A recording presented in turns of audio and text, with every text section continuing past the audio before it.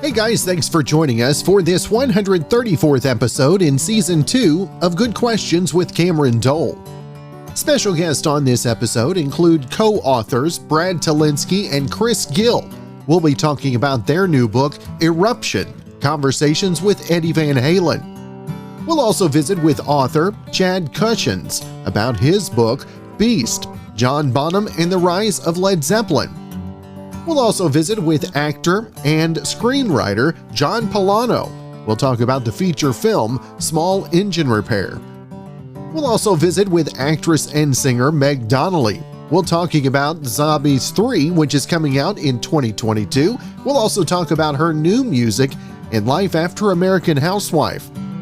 And we'll also visit with Philip Gilpin. We'll be talking about the 2021 annual Catalyst Content Festival and much more. Of course, if you would, please take the time to subscribe, comment, leave some feedback, check out the shop, and share with your friends. Now, if you ask somebody where they're from, are you wondering where they were born, where they grew up, or where they live now? Well, in a new poll, 30% of people say that they're from a state only if they were born there. 20% say they are from a state if they've lived there 1 to 10 years, and another 18% only say it if they've been in the state for more than 10 years. Now, 6% of people say it takes less than a year for them to say that they're from a state, and 11% say they immediately cut ties with any old states and consider themselves from their new state the moment they move. Now, it's kind of surprising that where you grew up wasn't an option, since some people are born in one state but spend most of their childhood in another place.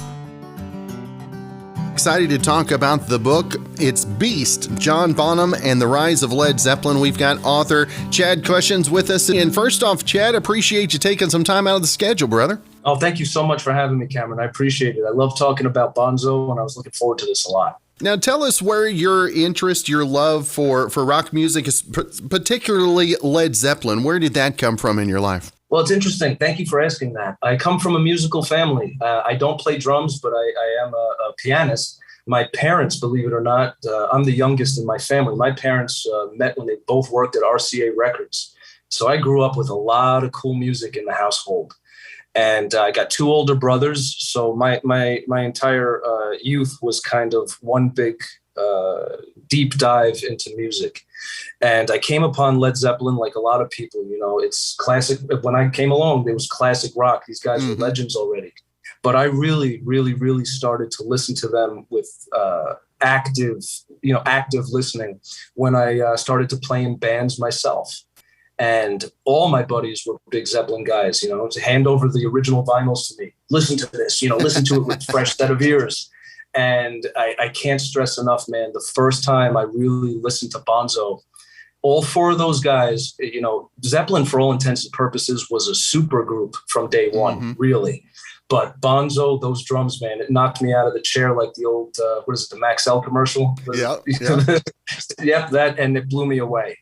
And I think it's also, I was kind of mystified because it's not an instrument that I play. There was this incredible artistry to Bonzo's playing.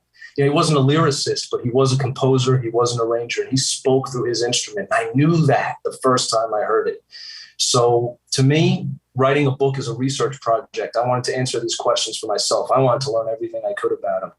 So I came upon Zeppelin, and right away, I don't play favorites, but Bonzo became a big personal hero to me. He did. I just, one of my favorite rock artists, and I can't stress that enough. Thank you for asking that.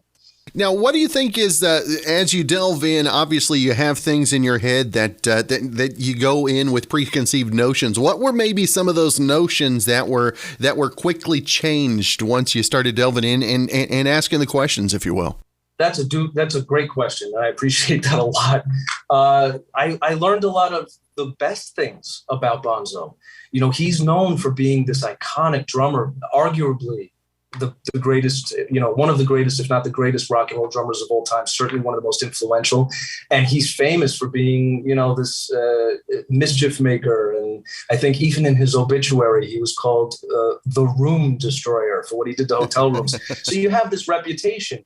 But when I started to research it and I started to speak with people, the idea that he was such a compassionate, warm family man when he was not on the road, his love of family and his friends, what he would do for his friends, the human moments is what made me feel that the book was worthwhile.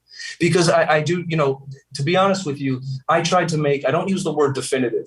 If someone else wants to call it that, that's awesome. But I do say comprehensive. I had to tell the whole story. So I put the emphasis on the music, the musicianship, and the technique, but you put in everything.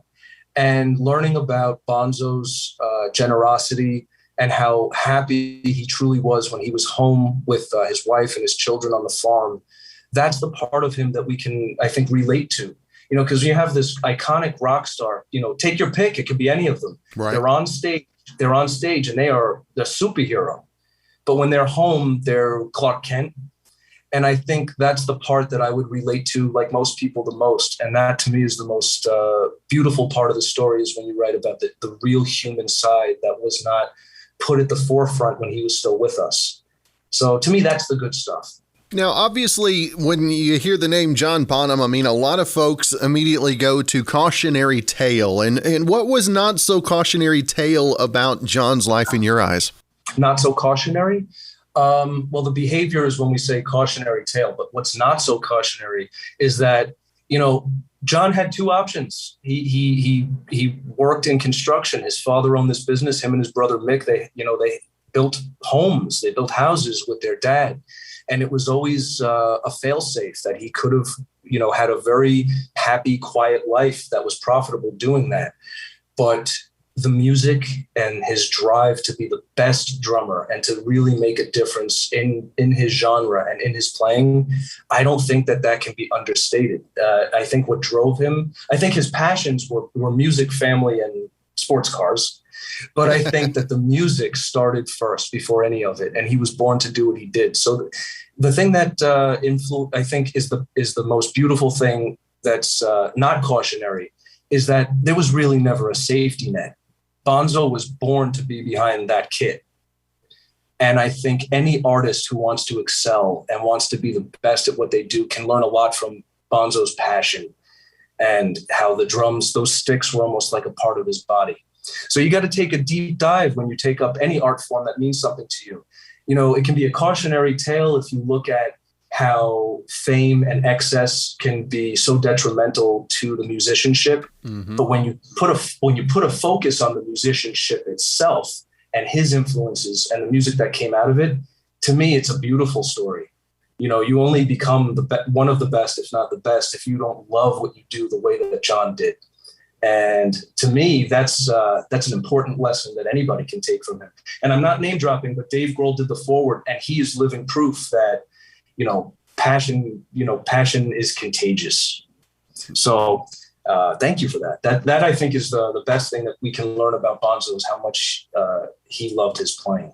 And it shows when you listen to it. And Chad, you also, you stole my next question. I was going to ask you to have Dave Grohl come on and write the foreword. I mean, what does that mean to you as a journalist to see that interest in your work as well? Oh, I appreciate that. It's not as a journalist. I did not grow up in the Zeppelin generation. My parents did. When I was growing up, my favorite drummer, first and foremost, was Dave Grohl. He was my Bonzo. So it's true, man. Nirvana was my big band when I was 12, 13 years old. And to me, seeing him on the drums was what did it for me. So the idea that, Dave he's probably one of the nicest guys in rock and roll, nicer and more generous than you would expect. And the idea that he was so kind to do that for me and to express his passion for Bonzo. I got emotional reading his foreword the first time it was given to me. And it's a shining example of how, not only is Dave influenced by Bonzo so much, but also how, like I said, passion is contagious. He's living proof of that. That was probably one of the best days of my life, is Dave saying yes, because he's been a hero of mine for a very long time. Yeah, it was a big moment. That's cool. And again, the book, Beast, John Bonham and the Rise of Led Zeppelin. Chad, I want to make sure and let our listeners know where to find more info about the book and everything you've got going social media-wise as well, sir. Oh, yeah. No, no, no. I'm on Facebook. You can find me there. And I'm from Hachette Books. They have a wonderful website. You can get the book there. You can also find out more information about both of my books. And I will say this for the record, I am accessible. Anybody has questions or comments or wants to talk shop about Bonzo, I am always happy to oblige.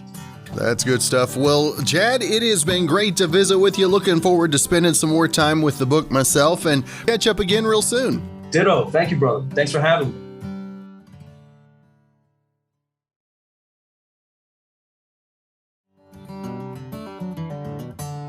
Now, I had a feeling this was a bogus excuse. Maybe because I've used it multiple times myself. Well, someone polled over 1,200 Americans, asked what their go-to excuse is when they get a phone call and don't want to answer it. And the most popular excuse by far is, "Sorry, my phone was on vibrate."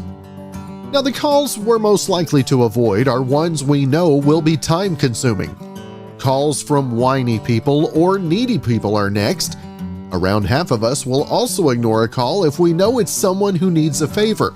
And 41% of us will avoid calls if we're in public. Now, it also looked at the top people we dodge calls from, and you'd expect family to be number one. But friends are first, then family, co-workers, our boss, and our significant other. Now, here are the top 5 excuses people use after dodging someone's call. And number 1, I didn't hear it ring or it was on vibrate. 63% said that's their go-to excuse. Number 2, I had a bad signal. A distant second place with 12% of the vote. Number 3, I was in a meeting, 9%. Number 4, I was driving at 6%. And in 5th place with 5% of the vote, I couldn't find my phone. You might know him from the small screen and the big screen. Got a new movie to talk about, Small Engine Repair. We got John Pollono on the line with us. And first off, John, appreciate you taking some time to be on the show. Absolutely, Cameron. It's my pleasure. Thanks for having me. Now, John, when you think the movie title Small Engine Repair, this is not your DIY, how to work on your vehicle. I mean, it's a little darker than that, isn't it, John? Yes, it is. The title is potentially misleading if you think you're going to get a DIY. So. Now, where did the inspiration for this? I know it came from the award-winning play. When did the screen adaptation take place for you? We did. John Bernthal, who was in the original cast with myself of the play in 2011, we did it as a late-night play, which is like a rowdy after-hours thing. And the play just really took off. And we always kind of said, this would be a great movie. It primarily takes place in one location. It was just, really, really connecting with audiences. So we were like, we kind of stashed it away. And it took us about 10 years to make it happen. But the themes in the play just became more and more relevant. The way it deals with technology and social media. And we felt like we really were ready to make it. So then, a couple of years ago, schedules just aligned. I had been writing the script in my sort of off time in between other writing jobs. And people were reading the script and really connecting with it, and we raised money, and then just sort of the schedules aligned. During that time, John Bernthal's star as an actor just really rose, and it just became logistically, more difficult to get a runway for him. And then when it happened, we just jumped on it, and we did it, and threw caution to the wind, and here we are. Now, tell our listeners, if folks haven't seen the trailer, the previews, any info about Small Engine Repair, what our listeners can expect from the new film. Listen, I think this is a movie that it will grip you. It will get you in unexpected ways. It's definitely going to make you laugh. It might make you cry. It's definitely going to make you feel something. And it's sort of an unfiltered look at these guys and these themes that are going on. And it gets them to some very, very unexpected places. But I think, if you're a fan of stuff like, Goodfellas and, these movies that have darker elements to it that are also making you laugh the whole way. But this ultimately is a film about family. It has a really huge heart. There's some real big twists to the movie that I'm sort of tap dancing around. I don't want to give away too much, but at its core, this is a story about friendship, and it's about family, and what do you do when those things are really, really tested? But along the way, you're going to kind of laugh your ass off. So good news. That's good. Now, John, where was the original inspiration for the ride itself? Was there a personal experience that kind of guided that for you? I mean, really the biggest thing was having a young daughter and just knowing how complicated and powerful those emotions were, and sort of the chemical reaction of having that along with this sort of vision of these guys who I grew up in southern New Hampshire. So I just know how these guys speak. This is a working class story, and they were just talking, these characters. When I was just got out of college, my dad and I bought this Harley Davidson from a guy, and it was in boxes, and we put it together, and then eventually we did everything we could do, and I brought it to this shop in Manchester, New Hampshire. There was a guy who ran a Harley shop.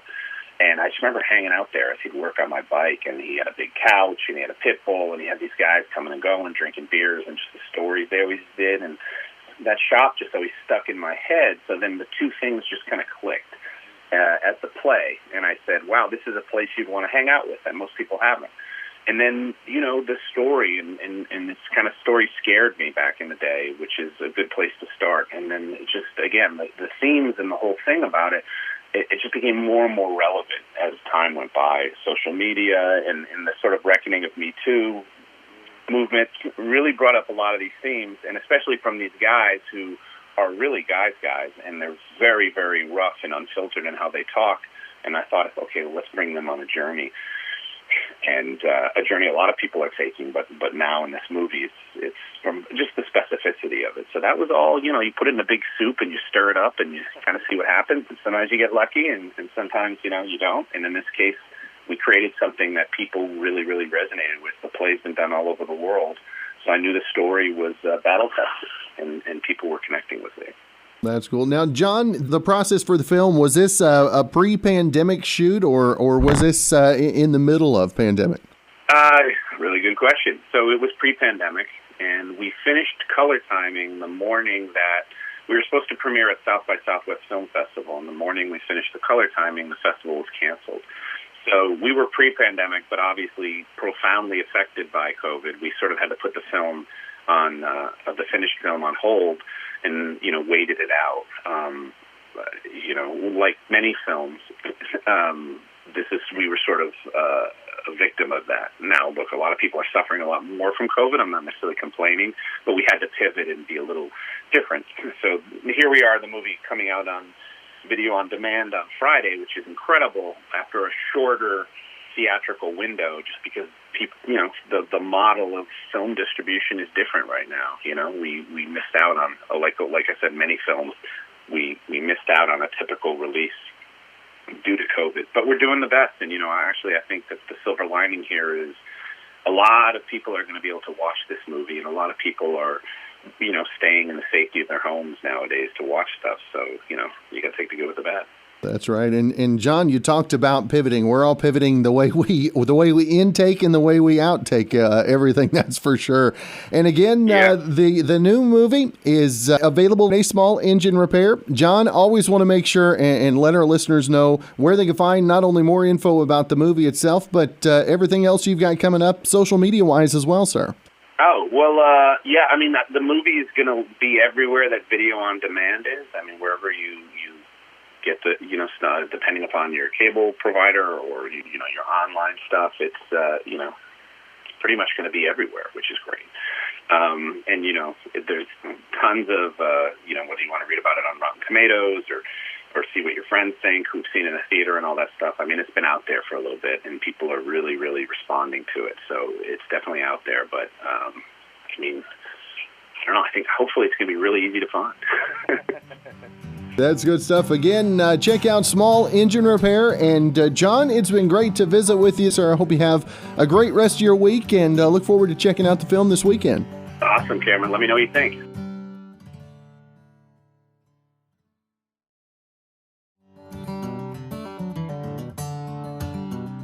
Well, a sneaky travel hack is making the rounds on social, and it's especially helpful if you're an overpacker. You can effectively bring an extra carry-on bag with you and not be charged for it if you just pack a bunch of clothes in a pillowcase. Some woman recently posted about it on TikTok and says it always works. She uses a pillowcase with a zipper so nothing can fall out. It's also got a pattern so it's harder to see through, and bonus, it still works as a pillow. Now there's a chance the airline will count it as a personal item and charge you if you've got another one. But one person asked her if it really works, and she said it's worked 7 times in a row. Someone else on TikTok joked that the airlines will find out now and start charging for pillows. But one pilot who saw her video said they're already aware people do this, and the airlines really don't care. Co-authors of the book Eruption, Conversations with Eddie Van Halen. We've got Brad Tolinski and Chris Gill on with us today. And Brad and Chris, first off, thank you so much for your time. Oh, we appreciate it. We love this, man. We love Ed. Now tell us, when did the idea for the book come? I mean, I know we're coming up on 1 year, which is just hard to believe in itself. But Brad, I guess I'll ask you, when did the idea of the book come between you guys? Well, I like to say this book was 30 years in the making. Both Chris and I have had long-term, professional relationship with Ed. We've talked to him many, many times over the last, 30 plus years. And so we had already started thinking about this book probably a good year ago. Well, actually longer than that. Yeah, before that, a couple of years ago. We had, between Chris and I, we had all of these great conversations, great interviews with Ed, and felt like nobody had really done him justice in print. When he passed, it became even more urgent for us to get the true story out.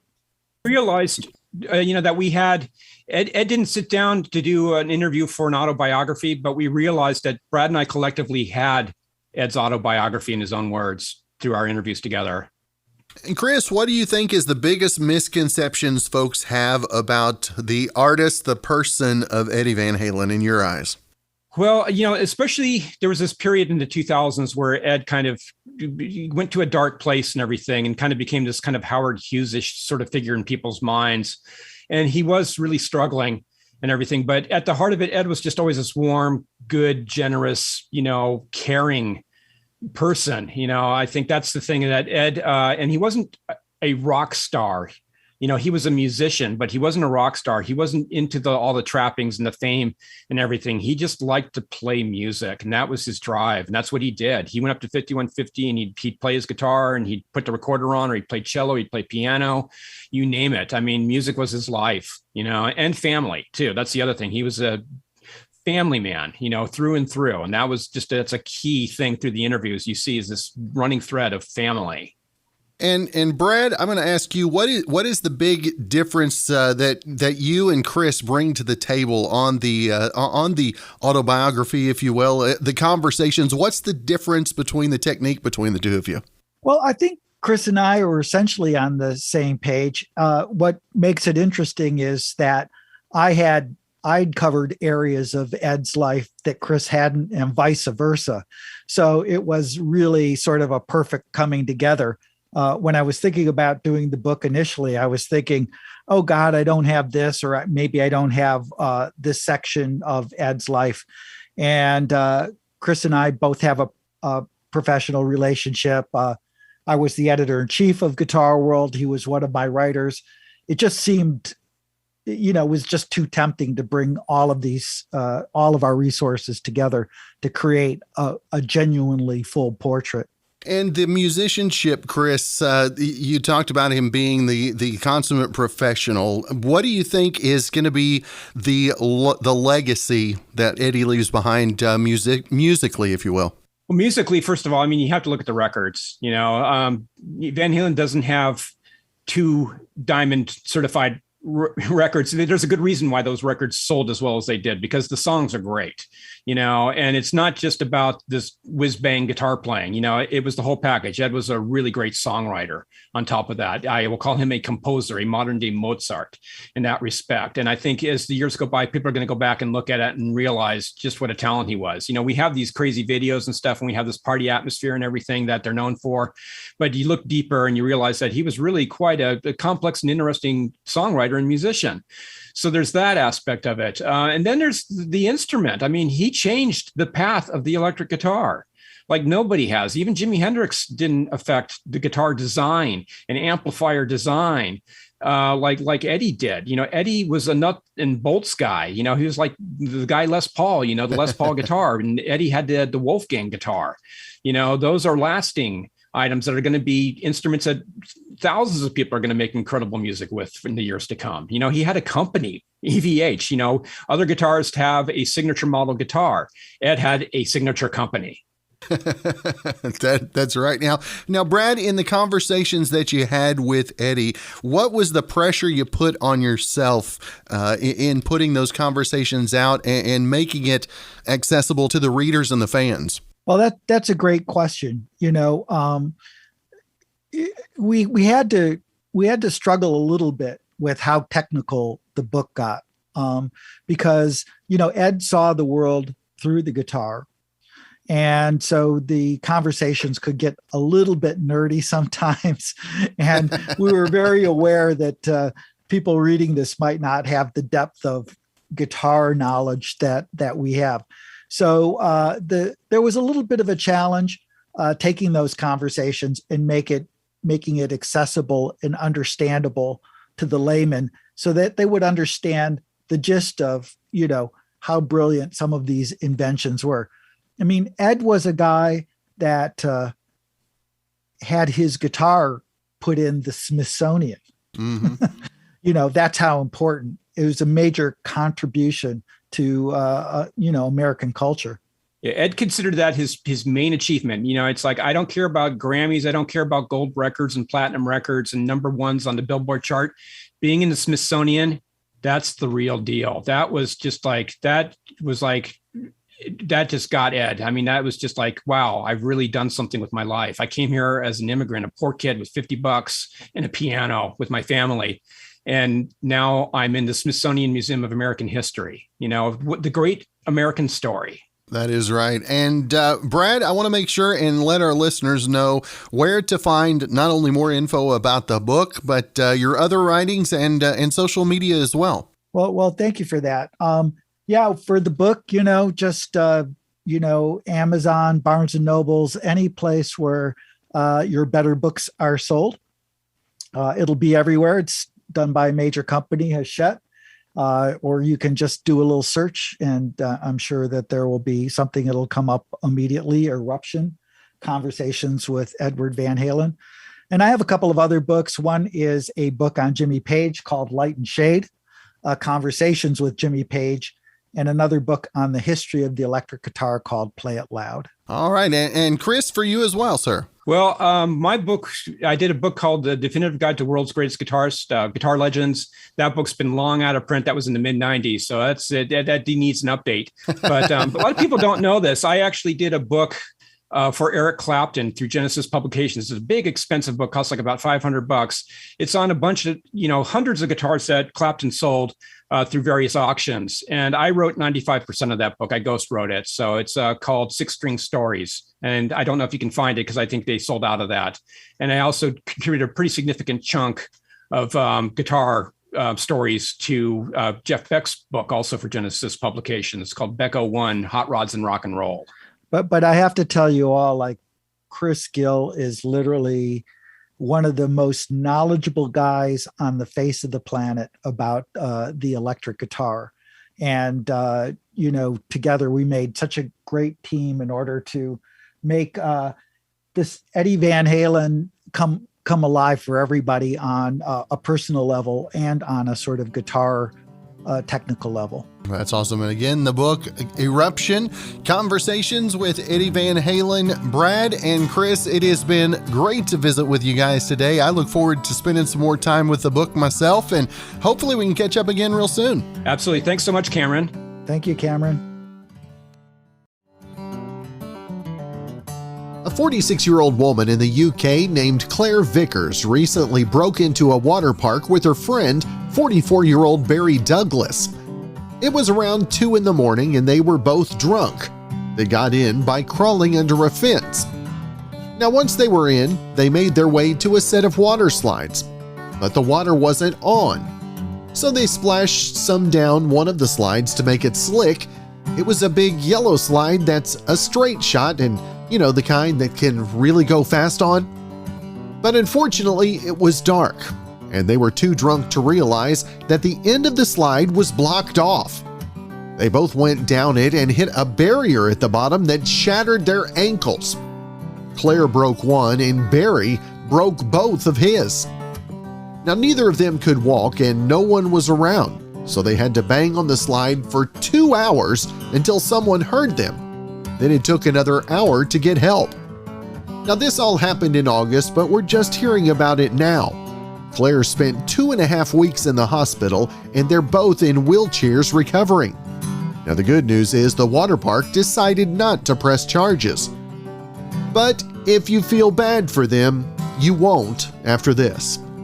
They want to sue the park for not having a security guard or better fencing to prevent them from breaking in.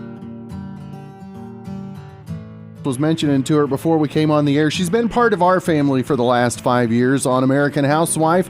Got a new feature to talk about, Zombies 3. We'll also talk music, mental health. Meg Donnelly on the line with us today. And Meg, first off, thank you so much for taking the time. Yeah, thank you so much for having me. Now, Meg, tell us, Zombies 3 coming out in 2022. How excited are you about the release of Zombies 3 and everything else as we look toward the end of 2021? Oh, I'm so excited. Filming Zombies 3 this summer was one of my most fondest memories ever. It was so incredible to be with everyone again, and I can't wait for everyone to see it. It's definitely coming out at some point in 2022.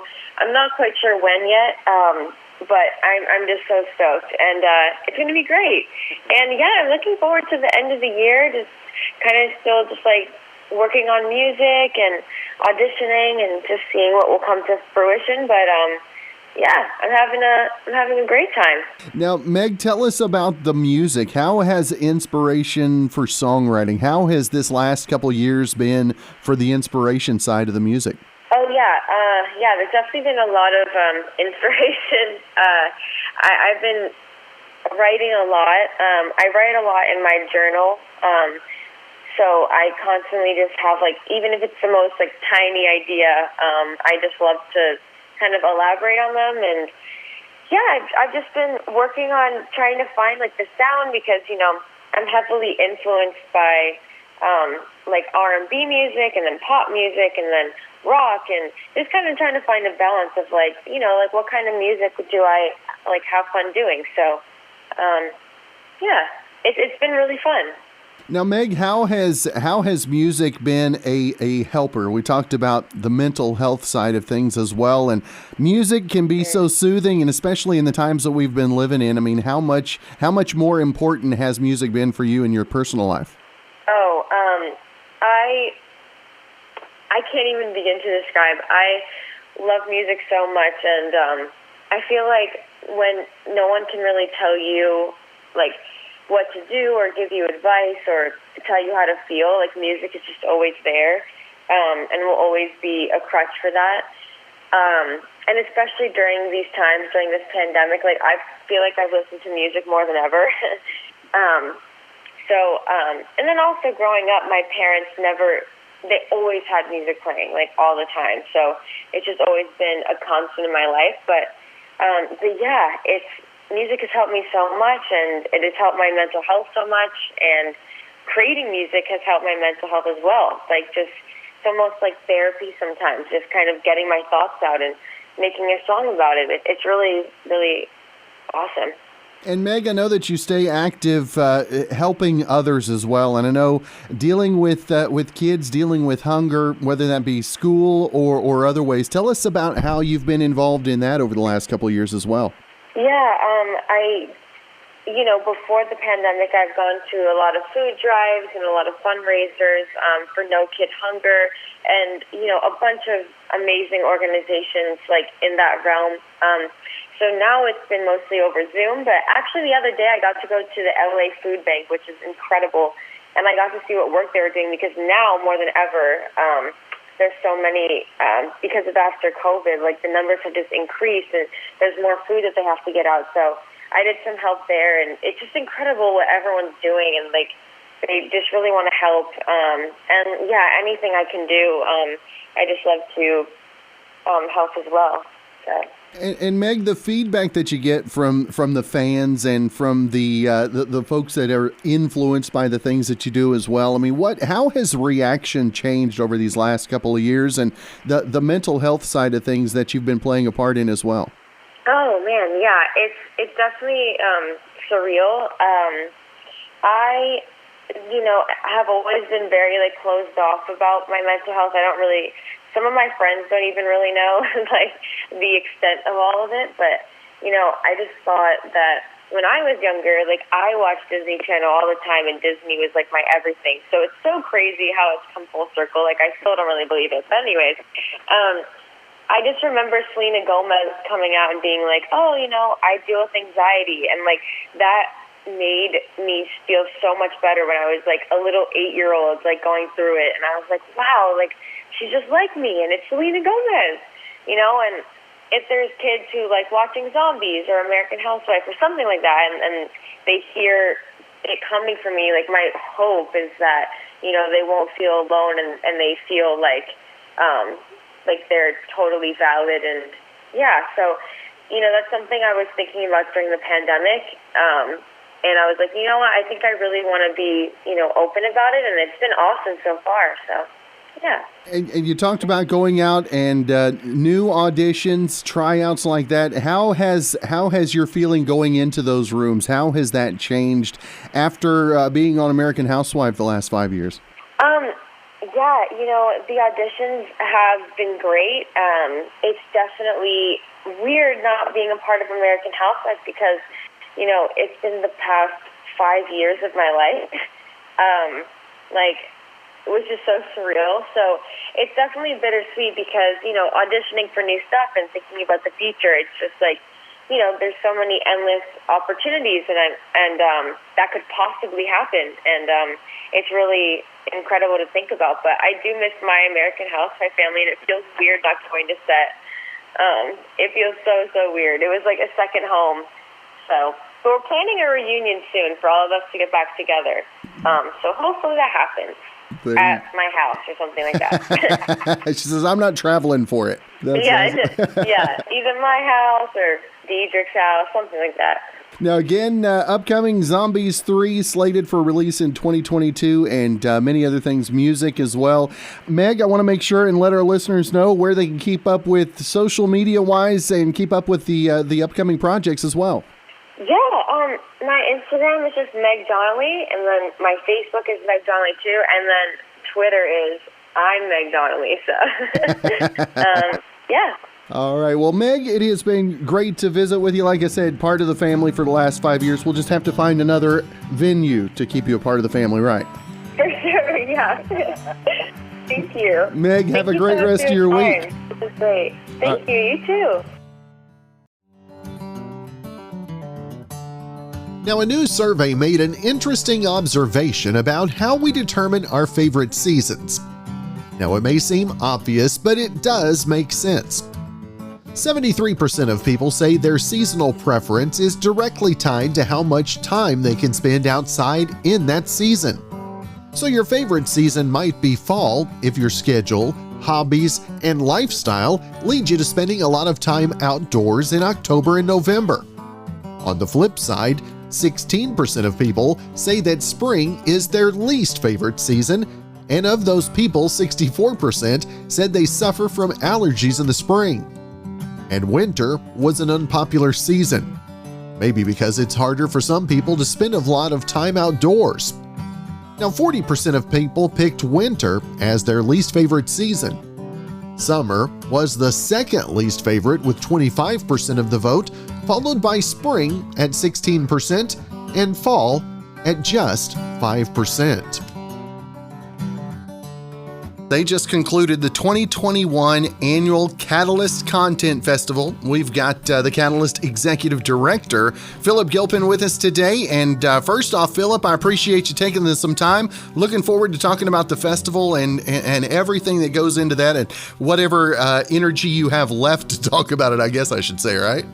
Appreciate the invite. Yeah, it's that post-event adrenaline crash that's starting to seep in. But it was a great week, and I'm really excited to be on the show and talk with your listeners about what's going on in the independent television realm, especially because I know that there's a booming entertainment industry scene in Oklahoma these days. That is right. And have you delved into Oklahoma on the videography side of things? Have you stayed a bit remote up to now? No, I haven't shot anything in Oklahoma yet, but we've been talking about your state as a model for other states like Minnesota. When we do a lot of conversations with legislators, both in the city level, county level, state level, we mentioned to them that Oklahoma seems to have cracked the code along with a couple of other key states. And so it's a great example to show that, this industry doesn't have to live on the coasts. It can live wherever storytellers are from. And we even had some storytellers in our festival this year that are born and raised in Oklahoma. Now, tell us about the festival and the independent side of television, like you mentioned. Where did the two converge? When did Catalyst get underway? And what's the backstory behind it, if you will? Yeah, so the organization started in 2006. I was working at HBO in the time out in Los Angeles, and a couple of TV producers in LA had started it. At its original form, it was called ITV Fest, the Independent Television Festival, and it ran in LA from 2006 to 2012. The purpose of it was very simple and clear back then, and it remains the same today, which is if you go all the way back in the time machine to 2006, you'll remember that a website called tiny little website called youtube.com was just launching. And at that time, there was absolutely no general distribution method available for storytellers to be able to produce episodic content on their own and distribute it to the world. You still had to go through the old industry Hollywood network system. And the other thing that was happening around the same time in 2006 was video cameras were starting to come into form in a level, a cost structure that was available to more and more people. So instead of being $100,000 for a good video camera, it was starting to be more like $7,000 to $10,000, which still expensive, but a little less. Right. And so the confluence of cheaper technology and internet distribution really changed the game. And so I remember going to the first, I was an invited guest to the first festival, and I remember going to a panel and they were having a discussion with network executives about the internet, and the network executives were just basically laughing at the notion that a website that shows cat videos would ever compete with NBC or HBO or CBS or anything, and that internet distribution was not in any way a threat to their business model. Here we are 2021, and obviously the streaming age has taken over, and we all know where that story's ended up. But that was the impetus for the organization. And the thing that makes us so different and unique is we have nothing to do with film. We're not a film festival. We aren't a film organization. If you're listening out there and you've made a film, there are hundreds of schools you can go to. There are thousands of film festivals around the world. You've got plenty of opportunity. We focus on episodics. We focus on television, anything that's in a narrative format. Doesn't have to mean it's a half-hour sitcom show. It could be a 5-minute episodic podcast. It could be a script that you've written that you haven't even produced yet. It could be short form, long form, game shows, talk shows, comedy, drama, reality, documentary, AR, VR, anything you can think of that is in an episodic or narrative format, you come to us. And the strange thing about this is, and this is always kind of the big surprise to the general public, there are only 2, maybe 3 organizations in the country that focus on independent episodics, exclusively focus on independent episodics. There aren't thousands, as there are with film festivals. And so we really offer this pipeline and this gateway for creators in a totally different creative realm. And that's what makes us so unique. That's why we've been around for 16 years.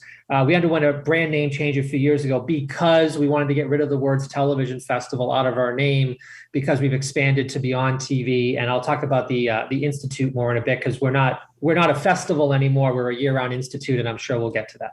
So now tell us, how has content creation evolved since the onset back in 2006? I mean, how much, obviously we've seen YouTube grow and just absolutely blow up and take so many things in. Is that the biggest thing? And is that opened up a lot of new doors, I guess is the question. It has. It's opened up a lot of new doors for a lot of new voices around the world to produce their stories and distribute it. And it doesn't necessarily have to be YouTube. I kind of use the word YouTube as a catch-all phrase for any video distribution site. But because, it's banned in some countries, right? Like, for an example, in India, they don't have TikTok. In China, they don't have YouTube. So each country has its own versions of those video distribution platforms. And it's great because anybody can now wake up in the morning, get access to a camera, and produce a story and put it out there. The challenge is, and this remains true today, can you generate enough revenue and income off the distribution of what you're putting out there to cover the costs of what it took you to make it? And if you can do that, then you've got yourself a business model where you can take the excess cash from the first distribution and put it into the second and keep going and going. What unfortunately has happened with most creators is they're only finding that is successful in super short form, like influencer style stuff, where it's either sponsored by a major brand or they have a really great fan base of like 10 million Instagram or YouTube followers. And they do these short little 30 to 60 second clips. And once every now and then, one of them will go viral and generate enough money to cover the loss that they have on all the rest. Right. So the business model is still tricky. And what it does is it leaves a gap in the marketplace, because now you've got a way to monetize all this super short form social influencer content. Great. That seems to have been figured out. On the other end, you've got Netflix and HBO and Amazon and all these streamers where you're paying, $5 or $10 a month, and they've got 100 million users or whatever. So that works on their end. There's still that middle gap. And the middle gap is where we live. And this is where a lot of content creators live, in the independent television space. And if you think about it as the same way on the equivalent to independent film on the film side, it's kind of where like Sundance and Tribeca and South by all live, in that they discover new film and filmmakers, they curate their work, they help kind of sort out, okay, who are the higher echelon ones, who are the ones that are still just beginning, and then they try to connect the higher echelon ones off to sales. And we do the same thing over on the TV side. Now, what has been maybe the most surprising thing of being a part of Catalyst, and some of the talent that is out there that's maybe hasn't had an opportunity? Are you still blown away by the caliber of content that's being put out there by independents? Endlessly. We get people who come to us that are college age, who are just tremendously talented, and this is their first project out of the box. We get people who come to us that have been on your TV screens for 30 years and have won Emmys, and they have a passion project that they want to do, and their big Hollywood agent decides, well, it's not what they're normally known for, so they don't want to try to sell it. So we get people from both ends of the spectrum that come together in our realm. And I constantly get asked, what do I watch on TV? What are my favorite things to watch on TV? And I don't watch TV because I'm watching all this new stuff that you guys haven't seen yet. We have hundreds of shows every year that are good enough quality to be on your TV screens tonight. When you add that up over the 10 years that I've been running this organization, I have a library of content of over 1,000 shows that I can choose from any night of the week that most of you haven't seen yet. A lot of them live out there on the internet, but they're on different corners of the internet, and you don't know how to sift through a billion YouTube videos to find this one really great 30-minute comedy that was produced by an independent creator from Oklahoma, which is one of the shows that we had this year called In Limbo. And you don't know that all of a sudden their other show lives over here on Vimeo or something, right? So there's this disjointed atmosphere. But the quality of what we get to see is really, really incredible. And look, if another year or two down the road from now, we still can't convince one executive at some network or streaming company to be like, hey, look, we need to make a Catalyst channel for all this independent stuff. We might just end up doing it ourselves, because the thing I love about the content we get to see is it's the story that the artists want to tell in its raw, undeveloped, untouched format. It's how the storyteller wanted to tell you the story. Sometimes it's polished, sometimes it's not. And audiences love both. And I think audiences appreciate the genuineness of the content they see at Catalyst because it hasn't been tinkered with yet by any commercial or corporate interests. Now, how have you seen it change over the last couple of years due to pandemic? I mean, we've seen, I mentioned to you, I talked to authors, musicians, screenwriters, and all that, and inspirations change. How is the content showing what we've all gone through? Absolutely. Surprisingly, we didn't get too many pandemic-related content shows this year. I thought we were to get more than we did. We got a handful.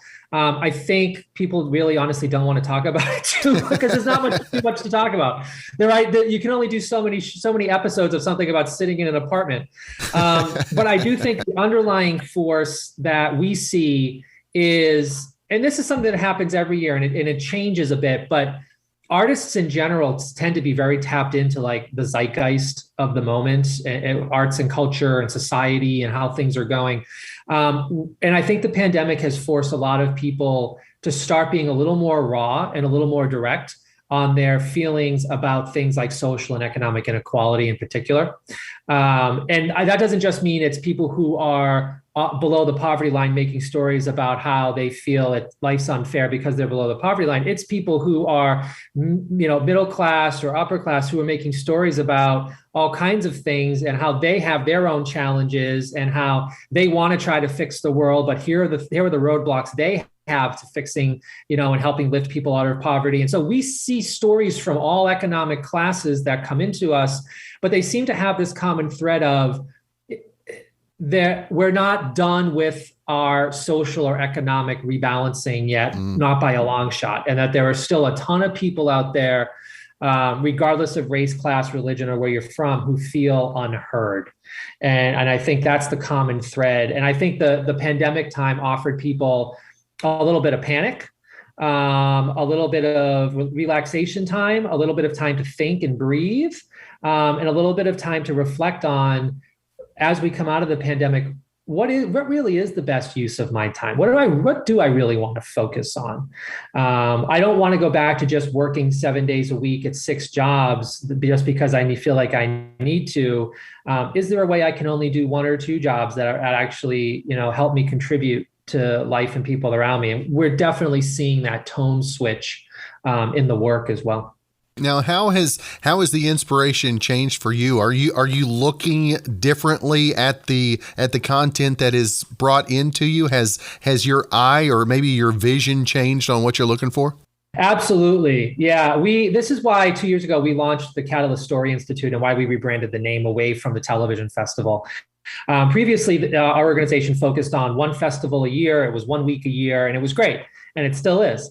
But in television, it's much more relationship based than the film industry. In the film industry, if you go out and make a film, you've made a completed project that somebody can watch in its entirety, and they can decide whether or not they like it and whether or not they want to buy it and distribute it from you. It's kind of like going to a car dealership. You get to give it a test drive and see the product before you decide if you want to buy it.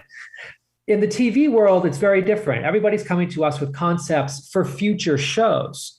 So imagine if you went into a bank and you're like, hey, I want a loan to build a building. And they ask you questions like, well, great. How tall is the building?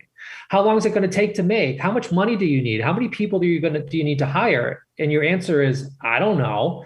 That's television. Television is, here's a show idea. I don't know if I need 1 year or 10 years. I don't know if I need $1 million or $100 million, So I don't know how long it's going to go on for. It's going to go on for as long as audiences want to watch it. So it's an entirely different economic model, which means the heart and the core of it is based on relationship building, and mentorship is the key, and connecting independent creators with existing television professionals so that the entire industry is better. And when the industry is better, the content gets better, which means audiences get to watch better stuff. And that is really the focus that we've had the last couple of years with rebranding as the Catalyst Story Institute, is having these year-round seminars and events in places like LA, New York, Minnesota. And then we've started expanding regionally around the country into places like Oklahoma City, Savannah, Georgia, Austin, Texas, so that we can reach creators on the ground where they are. Just this past week, we announced that our mentorship program has partnered with the National Academy of Television Arts and Sciences, also known as the Daytime Emmy Awards. And that is a big boost because it's the very first time that a television academy has had a coordinated national mentorship program for episodic storytellers around the country.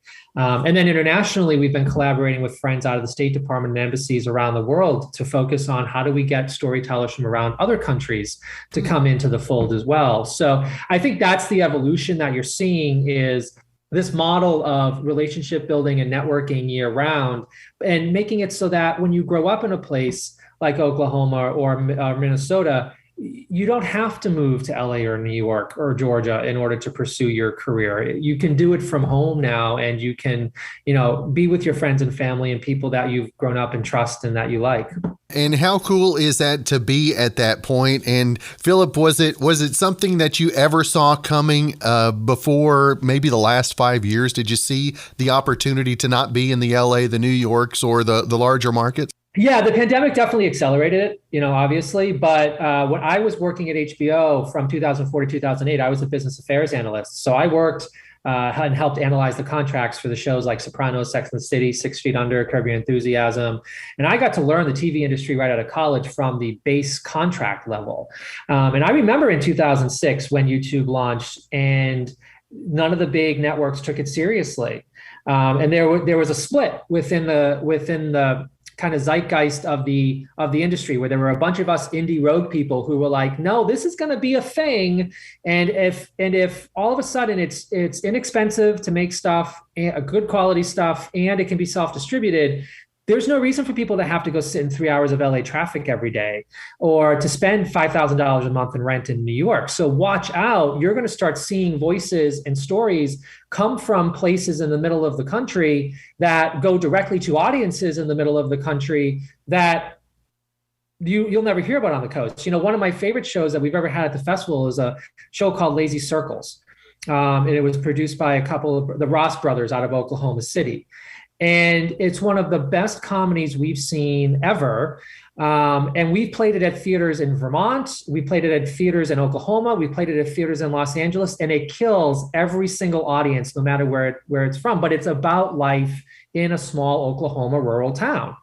And when we go and pitch it to network executives, a lot of times they're like, this is a show about an all white community in the middle of Oklahoma. Seems like the humor is a bit dated, and I'm like, guys, I know it's not high concept. I know it's not the next Game of Thrones.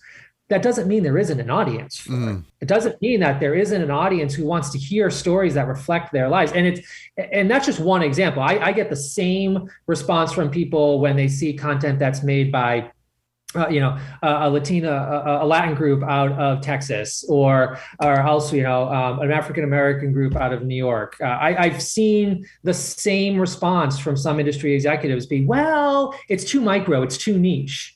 And I'm like, guys, if you haven't realized by now that micro and niche is exactly where the industry is, not where it's going, but where it is, that's more your problem than ours at this point. And so I think our job is finding these stories and these storytellers and helping them accelerate their process to reach their audiences, like you and your listeners and others, in those micro niche markets, to lower the barriers, make it easier, and if you forgive the pun, be a catalyst for getting these storytellers to reach the audiences that they should be able to reach without having to go through legacy versions of gatekeepers. Philip, what are maybe some of the pride moments for you as being a part of Catalyst Institute? What are some of your proudest moments, maybe some of the accomplishments that you've been able to be a part of for others? Yeah, obviously it's when you see the connection happen that people otherwise wouldn't have been able to make. When somebody comes in from Brazil and gets to meet an industry person from New York, and all of a sudden that project is moved forward, or when a creator from Oklahoma gets to meet a broadcaster from the Midwest who puts their show on air. Or it can be simpler moments where there are, sometimes there are teenage actors in some of these shows, and they get to meet a casting director. And I get an email 5 years later when they get into college that the reason they got into that college was because that casting director they wrote stayed in touch with them and wrote them a letter of recommendation to get into school. The person who makes a story about their grandparent who was in World War II.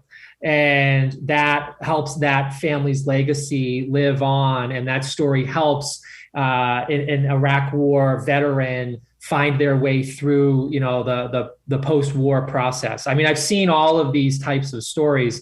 So whether it's career advancement on the creative front or whether it's having an impact on the audience, the moments, the holy grail moments for us are when we get to make that connection somehow that otherwise wouldn't have been made. And it has the impact that the artist was hoping to convey. That's the entire purpose and point. And it happens time and time again every year. What are the things that concern you? What are the worries that you have as a part of the Institute and of trying to get the word out for the independents as well? Yeah, I think the biggest concern I have is that there's somebody out there, and I don't know who it is. And when I find them, we're going to have a chat. But there's some evil force out there that's constantly telling people all around the world when they're young that being a storyteller isn't a real job, and that being in the arts isn't a real job, and that they have to go to school and get a real degree to do a real career. That is my biggest concern, is the types of people out there who specifically oppress and repress people's instincts and dreams to be a storyteller and to be an art creator in our society. And as soon as you start limiting voices, you end up in all kinds of trouble, both small scale and big scale, like we're seeing, that sometimes today. I think that's my biggest concern. And I think that's going to be our biggest battle, is if we have to go state to state, community to community, and we've got to root out each of these types of organizations and people who are telling others, no, your voice doesn't matter, then that's what we'll do. So I think that's the first piece. I think the second piece is the TV industry is changing finally. But the TV industry itself is only like 60 or 70 years old. Yeah. Mm-hmm. It hasn't been around for hundreds of years. And there are still some people who are in top positions there who were around during the 60s and 70s. And some of them are wonderful, and they understand that, everything you and I are talking about is the future, but there are enough who are still in legacy positions that are blocking the way. And as they retire, and as they give over the reins to the next generation, you're starting to see a quickening of the pace of change, but it's not fast enough to match what the artists and the viewers want. And the proof isn't in, I say it. It's look at where everybody's eyeballs are these days. It's on social media. People are watching television on Instagram and TikTok and Facebook and elsewhere because they can watch the shows they want to watch made by the people they want to watch them without having to go through some type of, magical barrier curation Hollywood process. If content viewers found the stuff that is on the networks to be more compelling than the stuff that's on their phones, they'd be watching the stuff on the networks. So I think the networks are catching up. And there's going to be one exec somewhere, maybe somebody who's listening to this show or somewhere else, who says, hey, you know what, that's a good point. We really should kind of open the doors a bit more. And maybe we should work with this Catalyst group to help storytellers get their voices out there more. And when that day comes and we meet that magical executive somewhere, I think it's going to be better for everybody. But those are my two concerns. We gotta take the foot off the neck of artists when they're younger, and we've got to take the foot off the neck of the existing distribution system and kind of just let people do what they want to do. Is there a good medium, a happy medium place where you can still show concern for somebody's ideas of getting into the arts? Because, there's always a concern because it is you going into business for yourself. Is there a way to show that concern while still being supportive? Is that something that's easy enough to do? Yeah, and I think that's like any other industry, right? I mean, by educational trade, I'm a physics and math degree. And even in industries with big flashy degrees, you're always cautioned, hey, look, no job lasts forever. So many people now are graduating with master's degrees and then have nowhere to go. Just because they have a business or a law degree doesn't mean they're automatically getting a job. So I think that exists in almost any industry now. But the one thing that is different about storytelling arts is when somebody goes to get their business, their degree in business or economics or something, very, very few people tell them, hey, there's no future in business. People don't take that extra step. Like they'll be cautionary and say, hey, look, right, the job market's tough right now. You're still gonna have to fight for it. You're still gonna have to, just because you get your degree, it's not a magic key. But they don't go that extra step. So I think eliminating that extra step of, hey, don't even try because it's totally worthless, is the thing. I think every industry is always going to have ups and downs when it comes to job availability, especially as technology continues to develop and change the way that we work. But yeah, I just want to level the playing field. Now, Philip, if folks want to find more information about Catalyst, about the Institute, about all of the different programs that you guys are working with, where's the best place to keep up with that? And also always want to make sure your social media as well. Yeah, absolutely. So all of our social and everything is Catalyst Stories. There's only one ST in the middle there. So it's Catalyst Stories, Catalyst Stories, all merged together. Go on the website, follow us there. We do a lot of live seminars on our YouTube channel throughout the year with all kinds of professionals to go and talk about every single aspect of the television making process. So if you feel like you want to get into the TV world, but you just feel like you don't know enough, or you feel a little scared because it seems so big and so crazy and nebulous, you don't know where to start, that's exactly why we formed this institute. Come to us with whatever knowledge level you have, whether it's nothing or a little bit, and we will help guide you and fill in those pieces so that when you get to an annual festival event, you feel comfortable being in the room and talking with everybody else and sharing what you know and your stories and your experience. So we're trying to fill those that kind of fear gap that people have, because there's a lot that goes into making TV, and that a lot of people don't know, that just watch it on their screens every night. That is right. Well, Philip, it has been great to visit with you. I appreciate you taking some time to not only talk about the festival, but also the Institute and everything you guys have going on. I hope you have a great rest of your week, and hopefully we can catch up and rehash things real soon. Absolutely. Looking forward to come down to Oklahoma sometime early next year for our first regional event there. We'll be sure to catch up with you while we're in town. Well, thanks again for joining us for this 134th episode in Season 2 of Good Questions with Cameron Dole. If you ever have a comment, a question, maybe anything else you'd like to know, you can hit me up on the contact page at gqwithcam.com. You can also find me on the socials, Instagram, Twitter, TikTok, and Facebook at GQWithCam. If you'd like to help out in the funding for this podcast, you can visit our merch store where we've got hoodies, shirts, mugs, tumblers, stickers, and more. It's gqwithcam.com/shop. And if you have a special guest idea, email me gqwithcam@gmail.com. Again, thanks to our good friend Brandon Allen for coming up with our theme music. We're going to let him play us out and hope you guys have a great rest of your hump day.